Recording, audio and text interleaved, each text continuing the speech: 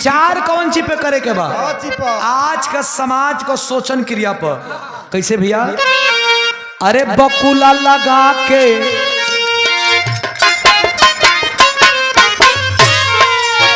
बकुला लगा के घूमत बाटे चंदन, बकुला लगा के घूमत बाटे चंदन।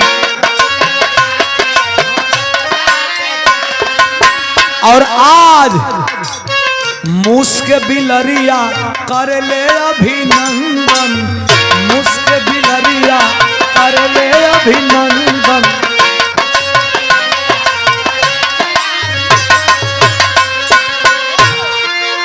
अरे की बघावा दबा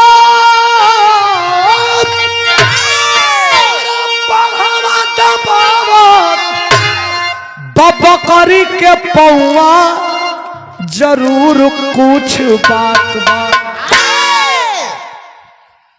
आज चंदन